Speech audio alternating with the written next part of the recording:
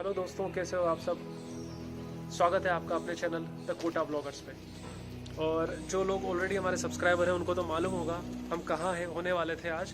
तो और जो लोग पहली बार इस वीडियो को देख रहे हैं उनको मैं बता दूं कि हम आज आए हुए हैं हाड़ौती के one of the biggest temple Keshav Rai ji के मंदिर पे। हाड़ौती सर्किट का भी आप वन ऑफ द बिगेस्ट मंदिर इसको बोल सकते हैं। बेसिकली राजस्थान जो है इंडिया का सबसे बड़ा स्टेट है और यहाँ पर कल्चरल और जियोग्राफिकल विविधताएं पाई जाती है बहुत सारे तरीके की। तो ये जो है इंडियन गवर्नमेंट का ही, या हम कह सकते हैं राजस्थान गवर्नमेंट जो है इसने इनिशिएटिव ली और सोचा कि क्यों किसी जगह के कल्चर को ओवरलैप किया जाए, तो सब जगह के कल्चर को प्रिजर्व किया जाए। इस वजह से पूरे राजस्थान में अलग अलग सर्किट बनाए गए। सर्किट से मेरा मतलब है अलग अलग जोन बना दिए गए वहाँ के कल्चर को देखते हुए कि यहाँ इस तरह का टूरिज्म वर्क करेगा, यहाँ पे इस तरह का टूरिज्म वर्क करेगा।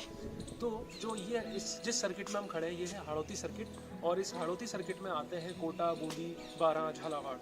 और ये जो मंदिर है ये आता है बूंदी सर्किट, मतलब एक तरीके से कोटा, ये जो हाड़ौती सर्किट, देन फिर बूंदी, और ये जो आता है बूंदी के अंतर्गत आता है। जब हम मंदिर पहुंचे तो मंदिर के पट बंद थे, पर इसमें दो बातें अच्छी हो गई। पहली, हमें मौका मिला पंडित जी से बात करने का क्योंकि वो थोड़ा फ्री थे, और दूसरा हमें मौका मिला इस मंदिर की खूबसूरती को निहारने का। तो हमने बहुत अच्छे से इस मंदिर की वीडियोग्राफी करी, क्योंकि जिस मंदिर को इतनी मेहनत से बनाया गया हो उसकी खूबसूरती से रूबरू कराना तो बनता है। विष्णु भगवान की कृपा से केशव राय जी तो अवतरित हो गए थे, लेकिन मंदिर को किस तरीके से, कितनी मेहनत के साथ बनाना है ये तो मंदिर बनाने वालों पे ही डिपेंड करता है। तो आप थोड़ी धैर्य के साथ बने रहिए हमारे साथ।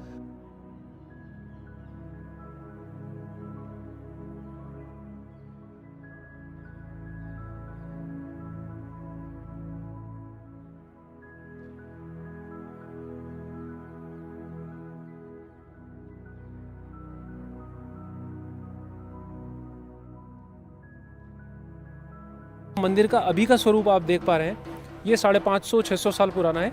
और इस मंदिर को बनाया था, यानी कि पुनरुद्धार जो करवाया था, वो बूंदी के जो राजा थे राव छत्रसाल जी, उन्होंने करवाया था अपने टाइम पे। तो हो गए उस चीज़ को 550-600 साल, इसलिए बोला था 500 साल। वैसे मंदिर और पुराना है ना। हाँ, तो यहाँ पे एक तो केशव राय जी यानी कि एक तो केशव जी की मूर्ति है, और मतलब क्या है कि जो राजा रंती देव थे उनको जैसा कि आशीर्वाद दिया था भगवान विष्णु ने कि मैं आपको पूजा का मौका दूंगा पूरा पूरा, तो वो दो मूर्तियों में अवतरित हुए थे, एक तो वाइट कलर की मूर्ति और एक ब्लैक कलर की मूर्ति। तो जो भाई ने बताया कि वाइट कलर की जो मूर्ति है वो है केशव राय जी की, जो पद्मासन में है, और जो ब्लैक कलर की मूर्ति है वो है चार भुजा जी की। तो वो दोनों ही मूर्तियाँ यहाँ पर है, और उनके हम आपको प्रॉपर वीडियो भी दिखाएं। तो जो चार भुजा जी की जो मूर्ति है, इसको यहाँ के पंडित जी जो पुजारी हैं वो बड़े ठाकुर बोलते हैं, और केशव राय जी की मूर्ति को छोटे ठाकुर बोलते हैं, क्योंकि वो चार भुजा जी को थोड़ा सा और पुराना मानते हैं। जो केशव जी है उनका रूप नया है, चार भुजा जी उनसे भी पुराने हैं। दूसरी चीज़ ये है कि जब छत्रसाल जी ने इस मंदिर को रिनोवेट करवाया तो यहाँ पे इनकी कुलदेवी भी थी, वो अभी भी हैं, आशापाला जी। कुलदेवी है हड़ा राजवंश, वो वापस नहीं गई यहाँ से, उनको यहीं उनको विराजित करवा दिया गया, क्योंकि वो हड़ा राजवंश की कुलदेवी है ना। तो कुलदेवी की पूजा तो हर साल की ही जाती है, तो दूर तो कहाँ भेजते, तो उनको भी यहीं विराजित किया है। इस मंदिर की जो सबसे बड़ी खूबी है वो है यहाँ का आर्किटेक्चर। अब आप देखो यहाँ पे ये जो पूरा मंदिर है इसमें कोई भी जगह खाली नहीं छोड़ी हुई है, हर जगह मूर्तियाँ उकेरी हुई है। यहाँ के कारीगरों ने, ये देखो यहाँ पे हाथी, घोड़े और इंसानों की भी है। अब उसमें मुझे पता नहीं चल रहा क्योंकि बहुत पुरानी हो चुकी है कि किससे रिलेटेड है, लेकिन थोड़ा बहुत दिखाई दे रहा है। रथ हैं, घोड़े हैं, ऊपर पशु पक्षी हैं।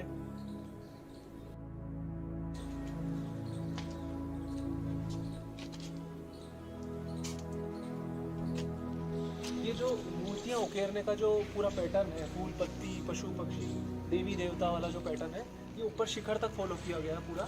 बस डिफरेंस ये है कि आप जब शिखर की तरफ देखेंगे आपको पता लगेगा कि यक्ष और गंधर्व की मूर्तियाँ भी यहाँ पर उकेरी गई हैं। अपार्ट फ्रॉम दैट की खिड़कियाँ भी है, ताकि जो पुजारी हैं या जो लोग दर्शनार्थी हैं उनको भी सफोकेशन नहीं हो, तो उस चीज़ का भी पूरा ध्यान रखा गया है यहाँ पर। कि ये जो मंदिर है ये मिडिएवल टाइम यानी कि मध्यकालीन भारत का बना हुआ मंदिर है, और एकायतन शैली का मंदिर है, जिसमें एक ही मंदिर होता था और वो एक बहुत ही मजबूत चबूतरे पे बना हुआ होता था, और उसके आसपास होती थी चलने की जगह जहाँ पे आप अच्छे से घूम सकते हैं, मंदिर को देख सकते हैं।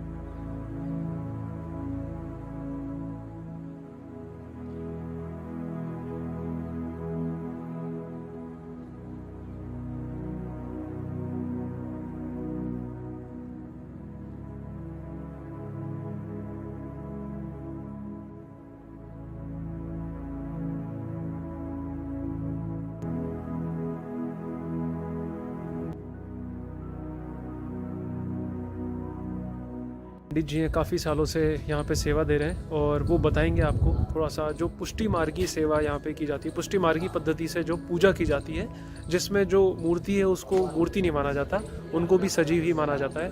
तो जैसे मौसम बदलेगा तो उस हिसाब से उनका पहनावा खान पान बदलेगा।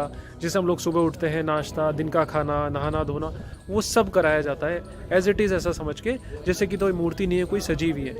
फिर 7:30 बजे 7 बजे श्रृंगार होता है भगवान का। फिर 7:30 बजे श्रृंगार आरती। श्रृंगार आरती होने के बाद फिर हम भोग खिलाते हैं। राज भोग मिलता है, जो भी मिलता है भाई भी परिवार के हिसाब से अपने घर से लाते हैं। 3 बजे फिर नाई, फिर भगवान को जलाएंगे, आचमन कराएंगे, जल दिलाएंगे। 4 बजे 4:15 बजे फिर श्रृंगार होना है, फिर वो आरती होगा। फिर 8 बजे खीर का भोग लगेगा, 8:15 पे निकलेगा। 8:15 पे निकलने के बाद क्या नाम से फिर नीचे का सिलसिला पे नीचे श्रृंगार बड़ा करना। नीचे भी श्रृंगार होता है, उनका भी पगड़ी खोलेंगे भगवान, 4 बजे पगड़ी खोलेंगे, उनके नेत्र खोलेंगे, उनकी सेल लगाएंगे। हमारा गाँव का है। अच्छा, ये गेट जो नीचे वाला, ये वाला गेट है, ये हड़ाव का है। अच्छा, और ये जो नीचे गेट बने हुए हैं ना, नीचे तोला जिसको बोलते हैं तोला, अच्छा, जिसमें राजा हमीर, नीचे वो दरवाजे बने हुए हैं नीचे, अच्छा, राजा हमीर तोल के दान करो, ना चांदी कुछ भी दान करो।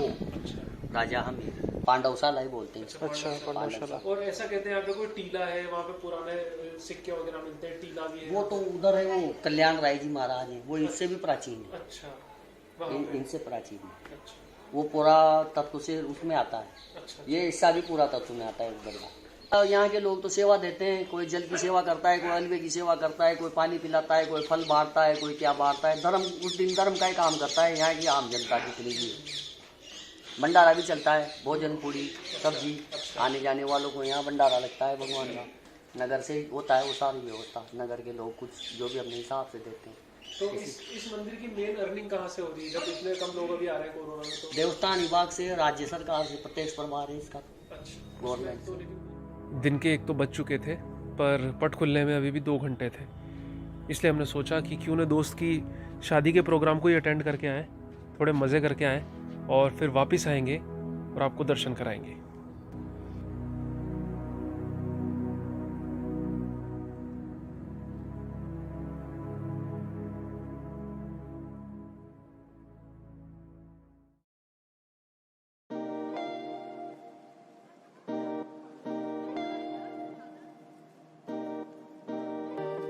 तो राजस्थानी कल्चर का मजा ले रहे हैं, यानी कि दाल बाटी का। आप देखो,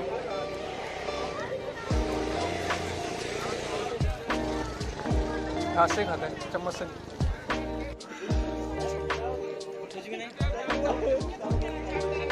हाँ तो दोस्तों, खाना खा लिया है दिन का, और उसको खाने के बाद अब हम लोग निकल रहे हैं कहाँ पे? केशव राय जी के मंदिर में, जो कि 3 बजे उसके पट खुलने थे और अब 3 बज चुकी है। पेट पूजा कर ली है। तो पीछे सरसों के खेत दिख रहे होंगे, इसको दिखाने के लिए हमने वीडियो बनाया। काफ़ी अच्छा सीन है और उसके सामने की तरफ शादी हो रही है। जो लोग गांव से हैं वो लोग, उन लोगों को तो ऐसा लग रहा होगा कि क्या दिखा रहा है, लेकिन हम शहर के लोगों को बहुत मुश्किल से देखने को मिलते हैं ऐसा पास से रुक के। DTLJ के बाद तो इसी में देखने को मिला ढंग से।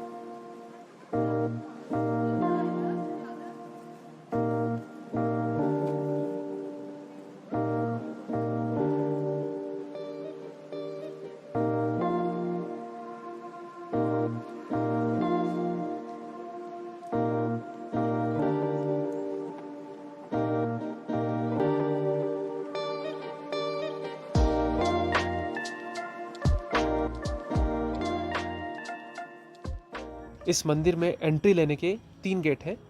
तो जो फ्रंट गेट है, मेन गेट है जिससे आप एंट्री लेंगे, तो उसके जस्ट सामने जो बने हुए ये हैं गरुड़ जी, जो कि विष्णु भगवान के वाहन हैं। उसके बाद जब हम अंदर चलेंगे तो काफ़ी अच्छा भव्य मंदिर बनाया हुआ है और अंदर भी कोई जगह नहीं छोड़ी है, सब जगह कुछ ना कुछ बनाया हुआ है, उकेरा हुआ है।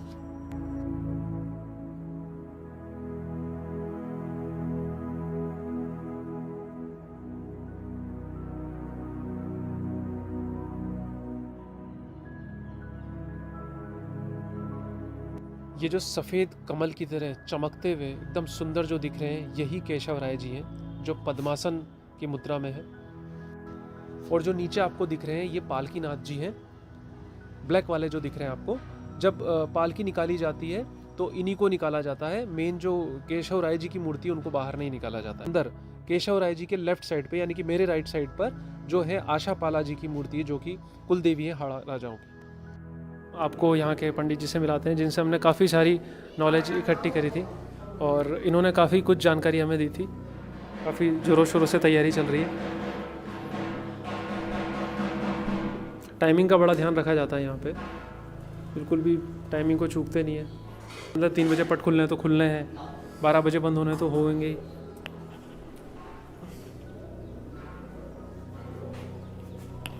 तो ये जो पंडित जी इन्होंने काफ़ी हमें इन्फॉर्मेशन दी यहाँ पर, बहुत अच्छे से इन्होंने बताया यहाँ का सारा कि किस तरीके से पूजा की जाती है और जो मूर्ति है उनको भी सजीव की तरह ही ट्रीट करते हैं। जैसे कि अभी सर्दियाँ आई है तो वैसे ही कपड़े, वैसा ही भोग उनको लगेगा। बाकी आपको जी जी जी, यह पुष्टि मार्ग की जो परंपरा है उसी हिसाब से इनकी सेवा पूजा अर्चना होती है। भगवान के अभी सर्दी में 4 बजे शंखनाद होता है और गर्मी में जैसे 2:30 बजे 3 बजे जैसे जैसे समय का परिवर्तन होता है उस हिसाब से शंखनाद करके पुजारी भगवान के नीचे जल भरने जाते हैं और वहीं से घगरा भर के जो भगवान की उसको लाते हैं और उसी से भगवान के स्नान वगैरह होते हैं। भोगराज भी सभी इनका देसी घी में और नदी के पानी से ही बनता है।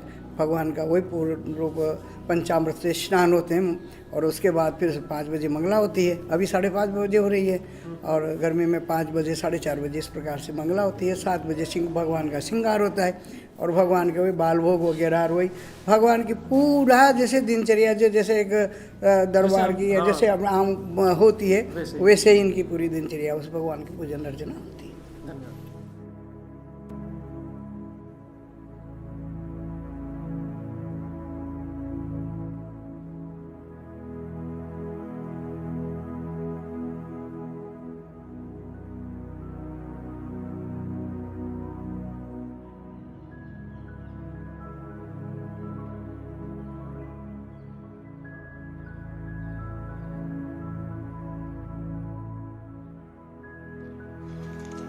अपन लोग चल रहे हैं अभी नीचे घाट के ऊपर, चंबल नदी का घाट है और ये ऊपर केशव राय जी का अपना मंदिर है।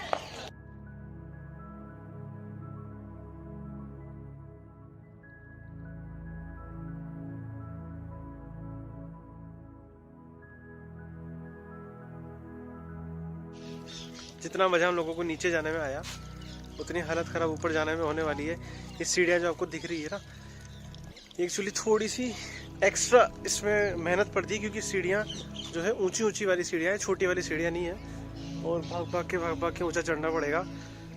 थोड़े से थकेंगे लेकिन मज़ा भी आएगा।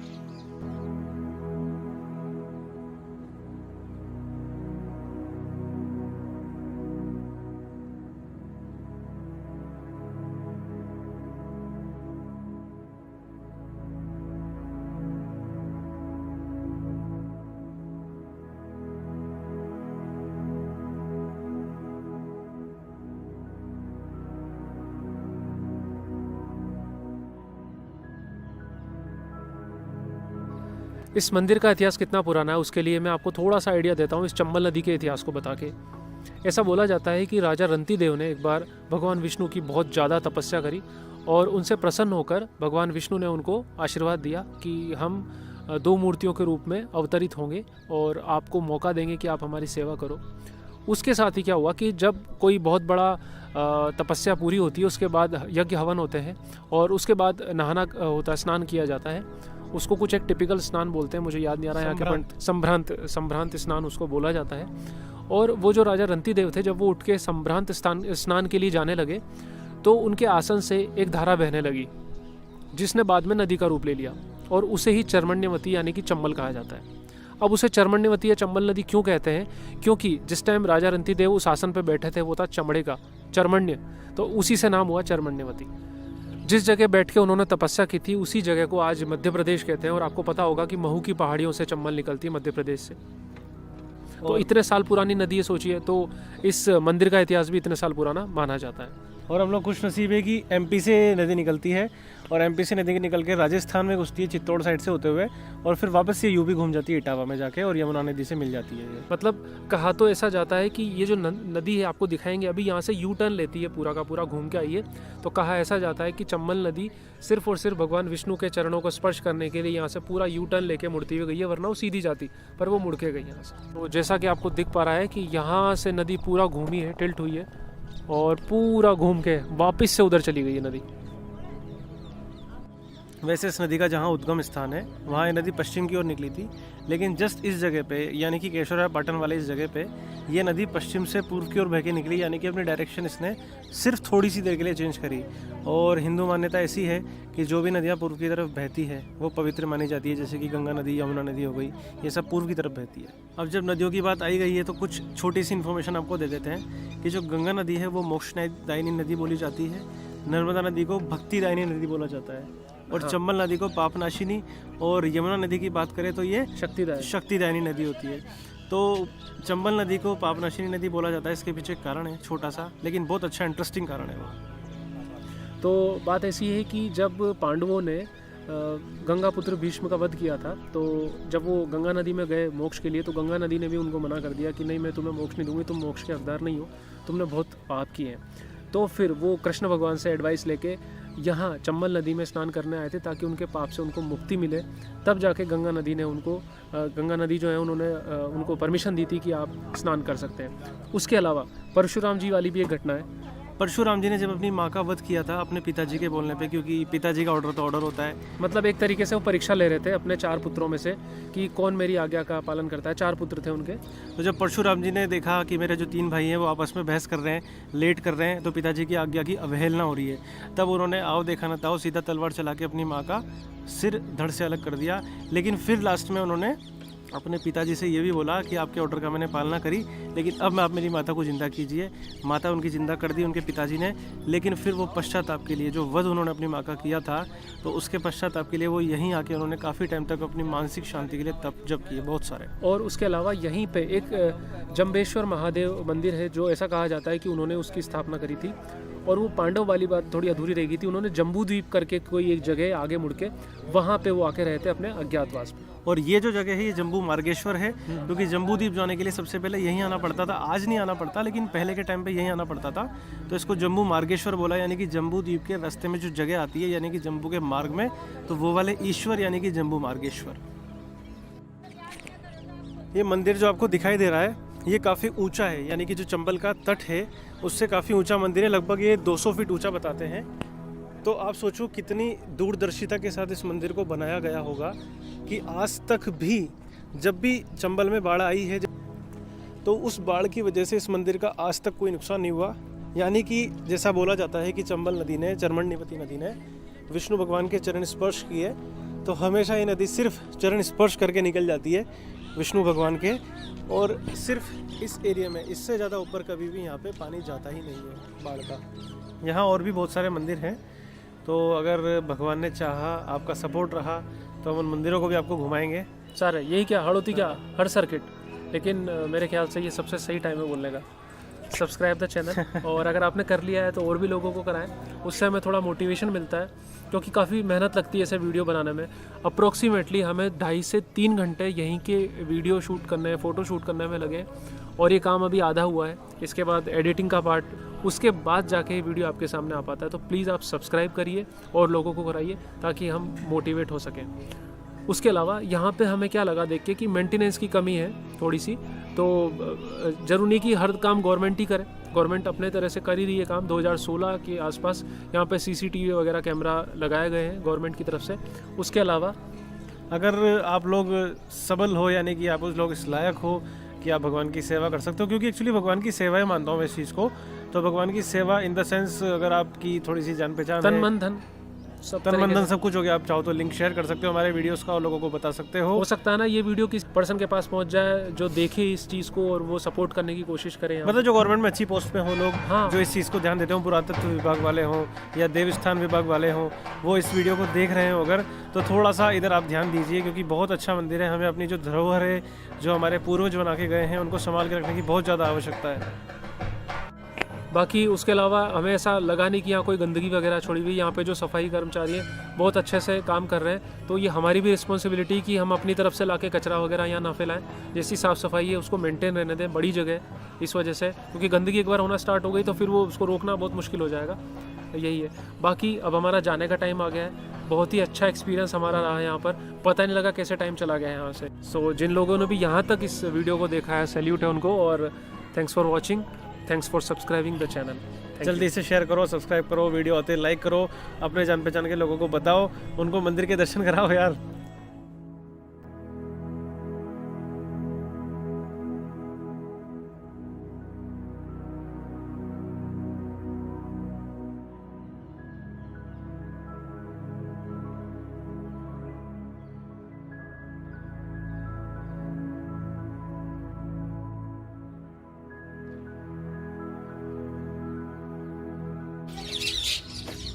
आपको पता है ना अपने कब खाया था? हाँ ऊपर रखे डकार के साथ। पानी पिलाओ। बेटा रे, कुछ नहीं कर रहे हम तो।